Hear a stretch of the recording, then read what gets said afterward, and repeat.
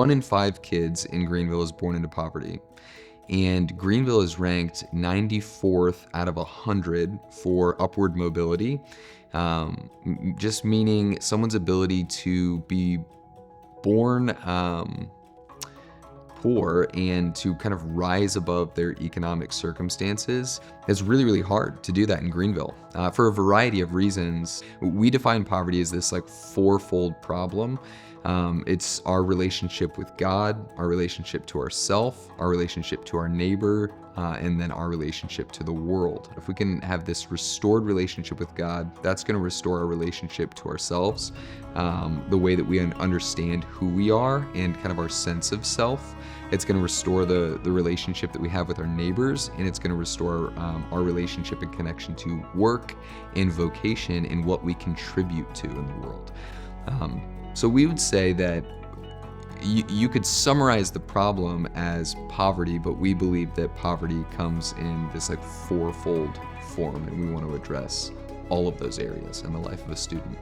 Yeah, Lead Collective is a parent organization for 3 ministries, GOAT, Éleos, and Reach, each serving middle and high school students from historically under-resourced communities.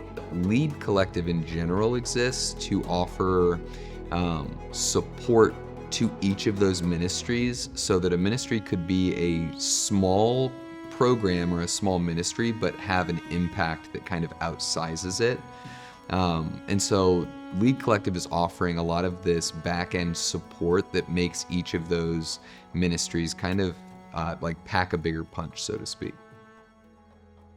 Yeah, we do mountain biking, rock climbing, paddleboarding, hiking, and backpacking.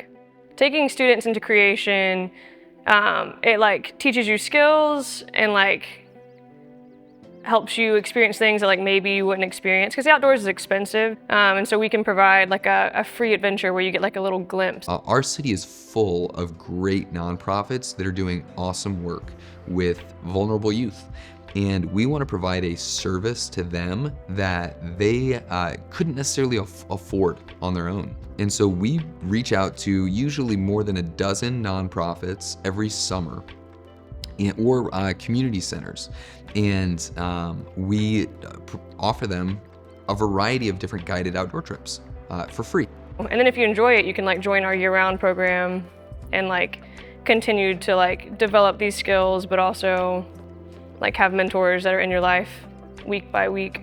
In 2013, my wife and I moved into the Nicholtown community very intentionally, because we wanted to do incarnational ministry and eventually asset-based community development in the life of our family. And so we wanted to pick one community and intentionally invest our lives in that place. What I love about Éleos is that we are right where they are. The founders, when they first came to Nicholtown, they weren't really looking to start an organization, but they were just wanting to be a good neighbor. And they were asking the neighbors around, like, what does this neighborhood need? We started off with open gym basketball on Tuesday nights, just as a way of building relationships with students. Basketball in our neighborhood is kind of the language that our students speak. And for some students, that's as far as they ever take it.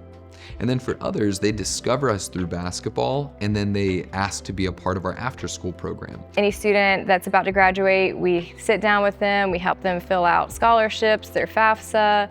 If they're not going to school, what are your next steps? How do we make sure you have your license? How do you make sure you have a bank account? Just very practical things. One of the reasons that we decided to start work with justice-involved youth is because a lot of our students were intersecting with the juvenile justice system. So if a student is justice involved, that means they have been arrested or accused of a crime. They then go through the process of whether they will be charged with the crime and go to court or not. Once you're labeled as a justice-involved youth, it just comes with a lot of labels. It's very hard for people to not judge students, and students deal with that, you know what I'm saying? It's like, hey, well, if they already view me this way, I might as well just, you know what I mean? It's easy to do that, but that's not how we view students. We're not judging you. We do still love on you. We don't think that what you have done in the past defines who you are or your future.